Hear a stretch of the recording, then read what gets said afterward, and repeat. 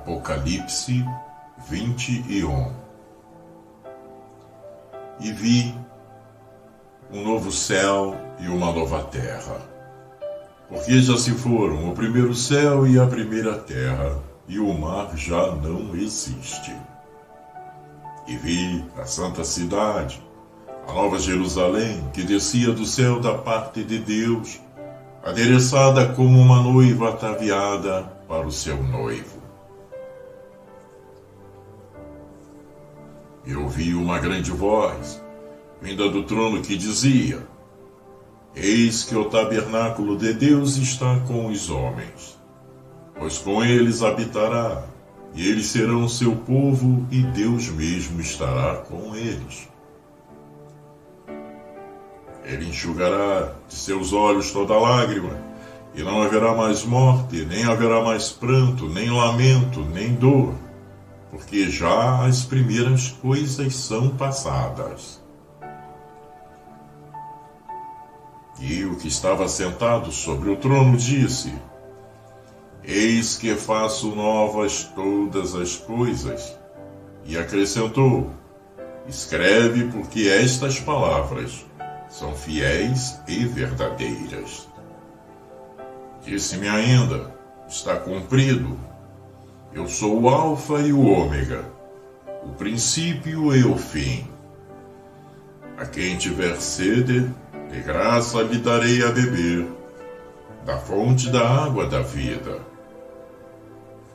Aquele que vencer, herdará estas coisas. Eu serei seu Deus, ele será meu filho. Mas, quanto aos medrosos, e aos incrédulos, e aos abomináveis, e aos homicidas, e aos adúlteros, e aos feiticeiros, e aos idólatras, e a todos os mentirosos, a sua parte será no lago ardente de fogo e enxofre, que é a segunda morte.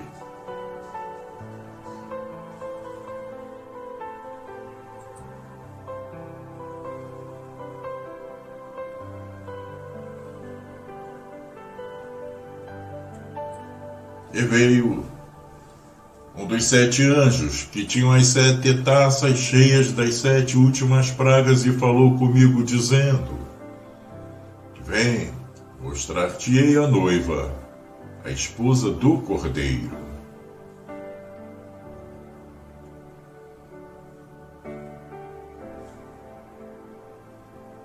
E levou-me em espírito a um grande e alto monte, e mostrou-me a santa cidade de Jerusalém, que descia do céu da parte de Deus, tendo a glória de Deus, e o seu brilho era semelhante a uma pedra preciosíssima, como se fosse jaspe cristalino. E tinha um grande e alto muro, com 12 portas, e nas portas 12 anjos, e nomes escritos sobre elas, que são os nomes das 12 tribos dos filhos de Israel.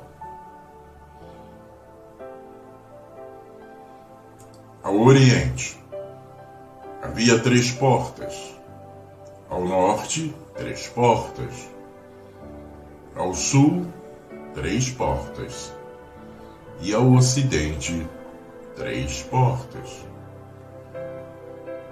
O muro da cidade tinha 12 fundamentos, e neles estavam os nomes dos 12 apóstolos do Cordeiro. E aquele que falava comigo tinha por medida uma cana de ouro, para medir a cidade, as suas portas e o seu muro. A cidade era quadrangular, e o seu comprimento era igual à sua largura. E mediu a cidade com a cana, e tinha ela 12.000 estádios, e o seu comprimento, largura e altura eram iguais. Também mediu o seu muro, e era de 144 côvados, segundo a medida de homem, isto é, de anjo. O muro era construído de jaspe, e a cidade era de ouro puro, semelhante a vidro límpido.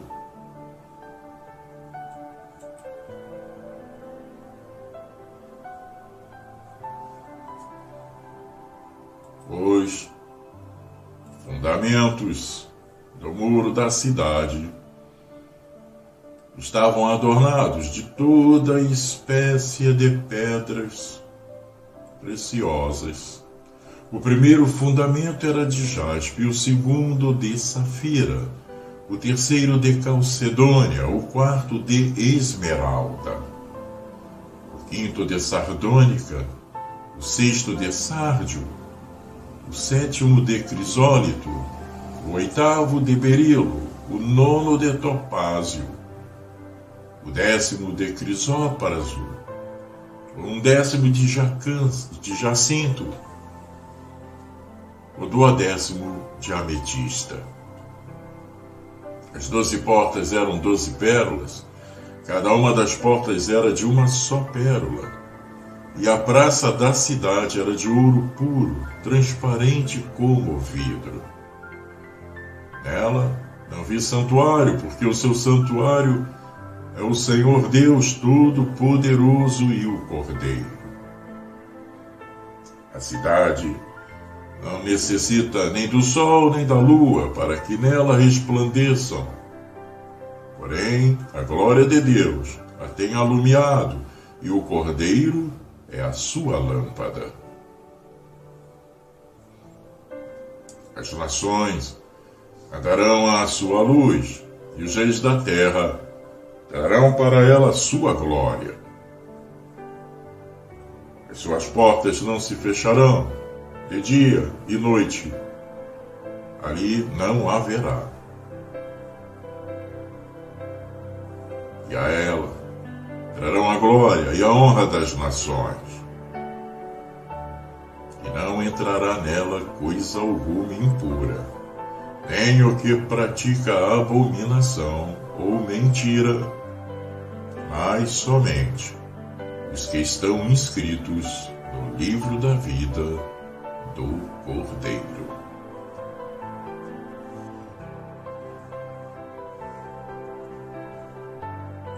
Comentário do 21º capítulo do livro de Apocalipse. Até agora, a profecia deste livro nos apresentou uma mistura muito notável de luz e sombra, prosperidade e adversidade, misericórdia e julgamento, na conduta da providência divina em direção à Igreja no mundo. Agora, no final de tudo, o dia quebra e as sombras fogem. Um novo mundo agora aparece, tendo o anterior acabado. De modo geral, a profecia de Apocalipse, em seu propósito principal, pode ser resumida na revelação do estado final a que todas as coisas caminham no mundo, desde a sua fundação. Pois é claramente mostrado que há um final feliz reservado para todos os que viveram de forma santa e piedosa, e uma ruína eterna e horrível para todos os que permaneceram na impiedade e que não se arrependeram e se converteram de suas más obras. Assim, a profecia serve de alerta e incentivo para que se abandone o pecado e se atenda à ordem do Espírito Santo em Hebreus 12:14, para que se busque sempre a paz e a santificação, especialmente esta última, sem a qual é simplesmente impossível se ver a Deus e participar da vida divina.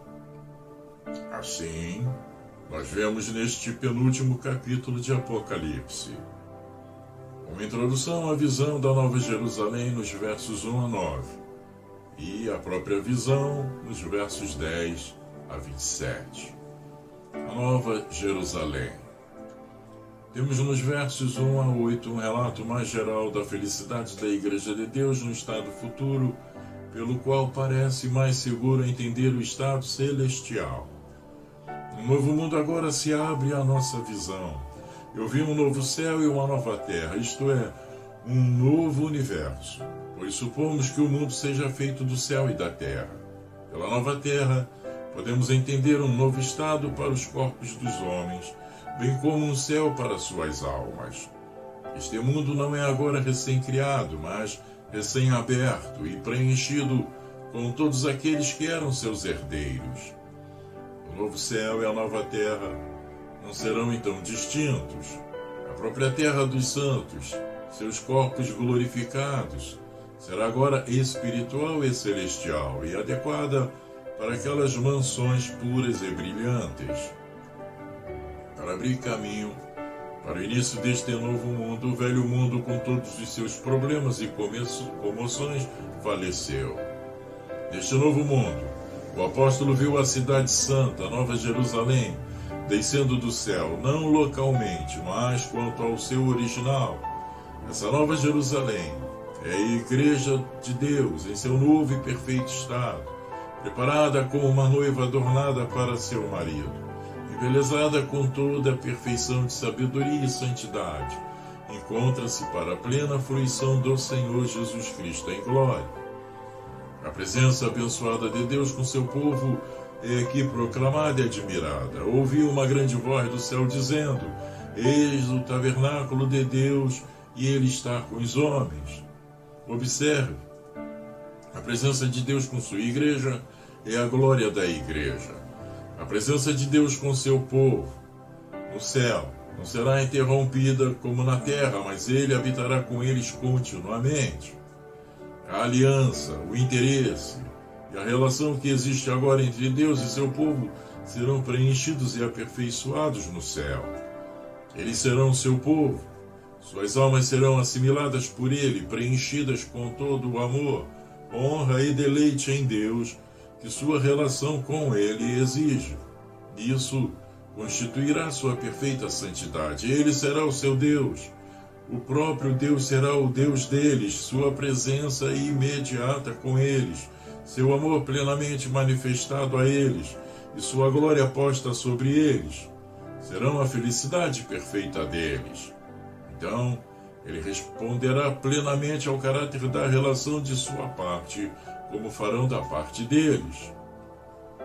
Este novo e abençoado estado estará livre de todos os problemas e tristezas, porque todos os efeitos de problemas anteriores serão eliminados. Eles estiveram muitas vezes antes em lágrimas por causa do pecado, da aflição, das calamidades da igreja, mas agora todas as lágrimas serão enxugadas.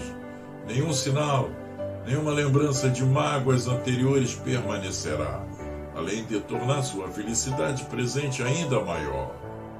O próprio Deus, como seu terno Pai, com sua própria mão amável, enxugará as lágrimas dos seus filhos. Eles não teriam ficado sem essas lágrimas quando Deus virá e as enxugará.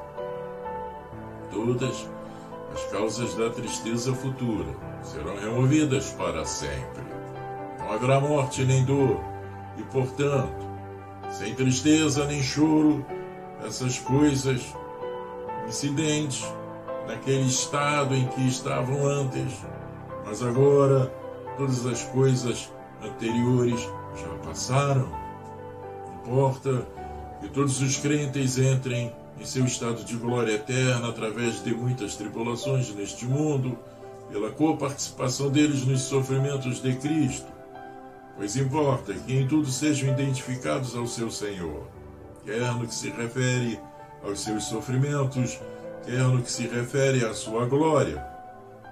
E esta é uma das principais razões de serem permitidos por Deus os conflitos que eles têm neste mundo com o pecado e o diabo, pois a vitória sobre ambos glorifica o poder do Senhor que neles opera, capacitando-os a serem vencedores sobre o mal. A verdade e a certeza deste estado abençoado são ratificadas pela palavra e promessa de Deus e ordenadas a serem comprometidas com a escrita, como matéria de registro perpétuo, como se vê nos versos 5 e 6. O objeto desta visão é tão grande, e de tão grande importância para a Igreja e o povo de Deus, que eles precisam das garantias mais completas dela, e Deus, portanto, do céu, repete e ratifica a verdade disso. Além disso, muitas eras devem passar entre o momento em que essa visão foi dada e a sua realização, e muitas grandes provações devem intervir, e, portanto, Deus teria o compromisso de escrever para a memória perpétua e uso contínuo por seu povo. Observe, a certeza da promessa foi confirmada, estas palavras são fiéis e verdadeiras, e segue, está feito, é tão certo como se já tivesse sido feito. Podemos e devemos aceitar a promessa de Deus como pagamento atual. Se Ele disse que faz todas as coisas novas, é porque está feito. Ele nos dá seus títulos de honra como garantia de toda a realização. Aqueles Alfa e Ômega, o começo e o fim, como foi sua glória que Ele deu a ascensão e o começo ao mundo, e a sua igreja será sua glória, terminar o trabalho e não deixá-lo incompleto. Como seu poder e vontade foram a primeira causa de todas as coisas, seu prazer e glória são o último fim, e Ele não perderá seu desígnio, pois então Ele não seria mais o Alfa e o Ômega. Os homens podem iniciar projetos que nunca podem levar à perfeição, mas o conselho de Deus permanecerá, e Ele fará todo o seu prazer. Os desejos do seu povo, em relação a esse estado abençoado, fornecem outra evidência da verdade e certeza dele. Eles têm sede de um estado de perfeição sem pecado e do gozo ininterrupto de Deus, e Deus operou neles esses desejos de saudade que não podem ser satisfeitos com mais nada, e, portanto, seria o tormento da alma se ficassem desapontados. Mas seria inconsistente com a bondade de Deus e seu amor ao seu povo criar neles desejos santos e celestiais e depois lhes negar a devida satisfação. E, portanto, podem ter certeza de que, quando tiverem vencido suas dificuldades atuais, Ele lhes dará livremente a fonte da água da vida. A grandeza dessa felicidade futura é declarada e ilustrada pela sua liberdade. É o dom gratuito de Deus. Ele dá a água da vida livremente. A plenitude disso, o povo de Deus então jaz à frente da fonte de toda a bem-aventurança. Eles herdam todas as coisas, como se diz no verso 7. Desfrutando de Deus, eles desfrutam de todas as coisas. Ele é tudo em tudo e todos. Pela posse e título, pelo qual desfrutam dessa bem-aventurança, pelo direito de herança como filhos de Deus, um título de todos os outros mais honrosos, como resultado de uma relação tão próxima e carinhosa com o próprio Deus, e pelo mais seguro e inviável que não pode mais cessar do que a relação da qual ele resulta. Pelo estado muito diferente dos ímpios, sua miséria ajuda a ilustrar a glória e a bem-aventurança dos santos, e a distinta bondade de Deus para com eles, como se vê no verso 8. Aqui observe os pecados daqueles que perecem, dentre os quais se menciona, pela primeira vez, sua covardia e incredulidade. Os medrosos lideram a vanguarda nesta lista negra. Eles não enfrentam as dificuldades da religião e seu medo servil procede de sua incredulidade. Mas aqueles que eram tão covardes, a ponto de não se atreverem a tomar a cruz de Cristo e cumprir seu dever para com Ele, estavam tão desesperados a ponto de encontrar todo tipo de maldade abominável, assassinato, adultério, feitiçaria, idolatria e mentira. Seu castigo, eles têm sua parte no lago que arde com fogo e enxofre, que é a segunda morte. Eles não podiam lutar por Cristo, mas devem queimar no inferno pelo pecado. Eles devem morrer outra morte após sua morte natural. As agonias e terrores da primeira morte os consignarão aos terrores e agonias muito maiores da morte eterna, para morrer e estar sempre morrendo. Essa miséria será sua parte e porção apropriada.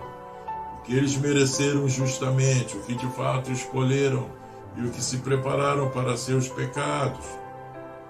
Assim, a miséria dos condenados ilustrará a bem-aventurança daqueles que são salvos, e a bênção dos salvos agravará a miséria daqueles que são condenados.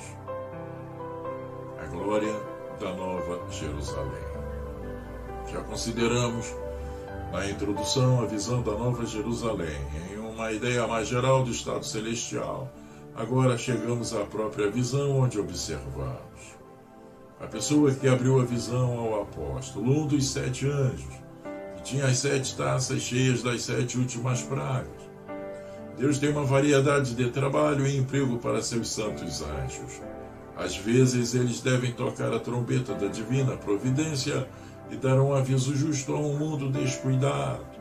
Às vezes eles devem derramar as taças da ira de Deus sobre pecadores impenitentes. E às vezes descobrir coisas de natureza celestial para aqueles que são herdeiros da salvação.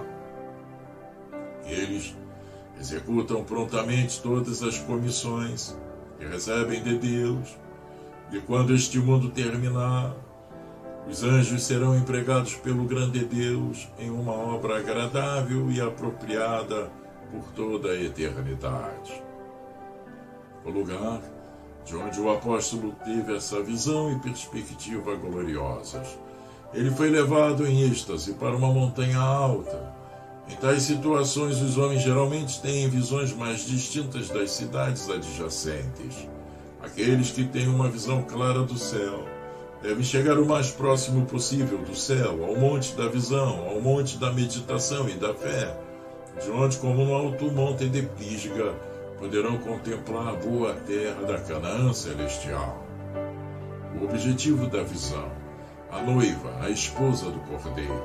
Você vê no verso 10, isto é, a Igreja de Deus em seu estado glorioso, perfeito e triunfante, sob a semelhança de Jerusalém, tendo a glória de Deus brilhando em seu brilho.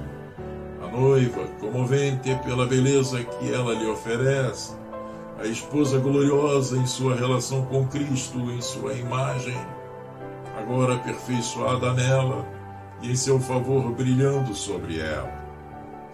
E agora temos uma condição da descrição da igreja triunfante sobre o emblema de uma cidade, excedendo em riqueza e esplendor todas as cidades deste mundo, e esta Nova Jerusalém é aqui representada para nós, tanto na parte externa quanto na parte interna.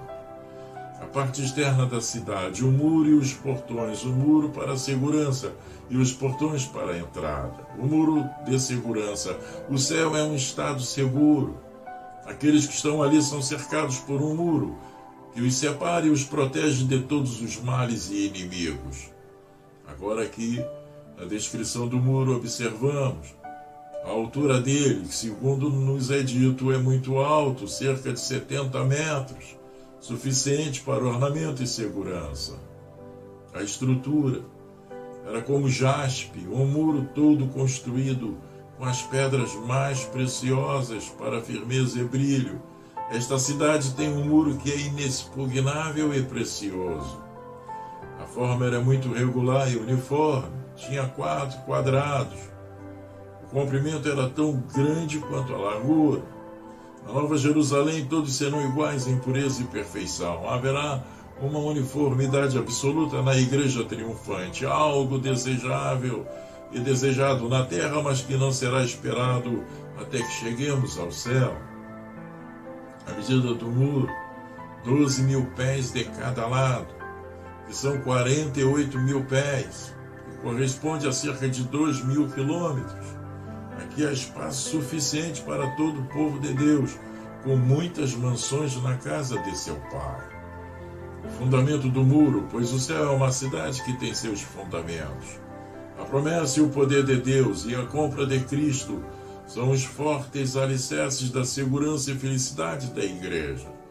Os fundamentos são descritos por seu número, 12, aludindo aos 12 apóstolos, cujas doutrinas do Evangelho são os fundamentos sobre os quais a igreja é construída, sendo o próprio Cristo a principal pedra de esquina. E quanto ao assunto desses fundamentos, era variado e precioso, apresentado por 12 tipos de pedras preciosas, denotando a variedade e a excelência das doutrinas do Evangelho, ou das graças do Espírito Santo, ou das excelências pessoais do Senhor Jesus Cristo.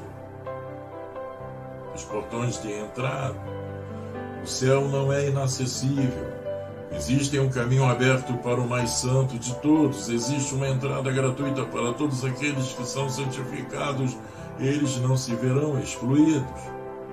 Agora, quanto a esses portões, observe seu número, 12 portões, respondendo às 12 tribos de Israel. Todo o verdadeiro Israel de Deus terá entrada na Nova Jerusalém, como toda tribo teve na Jerusalém terrestre. Seus guardas, que foram colocados sobre eles 12 anjos, para admitir e receber as várias tribos do Israel espiritual e afastar outras. A inscrição nos portões, os nomes das 12 tribos, para mostrar que eles têm direito à árvore da vida e para entrar pelos portões na cidade.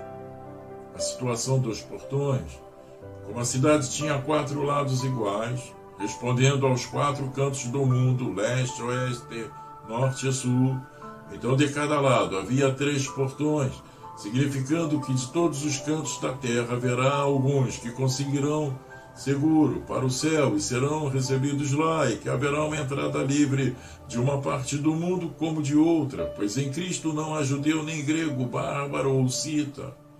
Homens de todas as nações e línguas que creem em Cristo têm por ele acesso a Deus na graça aqui neste mundo e na glória a seguir.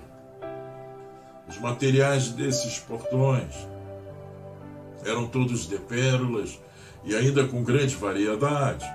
A cada porta uma pérola daquela imensa grandeza ou um único tipo de pérola. Cristo é a pérola de grande valor, dele é o nosso caminho para Deus. Não há nada magnífico o suficiente neste mundo para expor a glória do céu. Poderíamos, no vidro de uma imaginação forte, contemplar uma cidade como aqui descrita, até a parte exterior dela, um muro e portões, quão incrível, quão gloriosa seria a perspectiva. E, no entanto, isso é apenas uma representação fraca e obscura do que é o céu em si.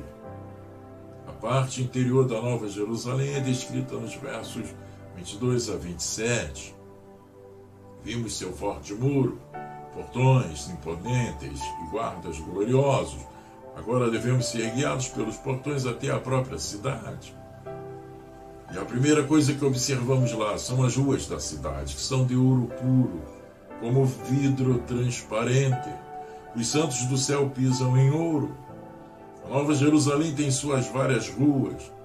Existe a ordem mais exata no céu. Todo santo tem sua mansão adequada. Há conversas no céu. Os santos não estão em repouso. Mas não é um mero descanso passivo. Não é um estado de sono e inatividade, mas um estado de movimento agradável. As nações que são salvas caminham à luz disso. Eles andam com Cristo em branco, eles têm comunhão, não apenas com Deus, mas um com o outro, e todos os seus passos são firmes e limpos. Eles são puros e claros como ouro e vidro transparente. Observe, o templo da Nova Jerusalém, que não era templo material, feito com mãos de homens como Salomão e Zorobabel, mas um templo totalmente espiritual e divino, porque o Senhor Deus Todo-Poderoso e o Cordeiro são o seu templo. Lá os santos estão acima da necessidade de ordenanças, que foram os meios de sua preparação para o céu. Quando o fim é alcançado, os meios não são mais úteis. A comunhão perfeita e imediata com Deus, mais do que suprirá o lugar das instituições do Evangelho. A luz desta cidade, onde não há luz não pode haver brilho nem prazer. O céu é a herança dos santos na luz.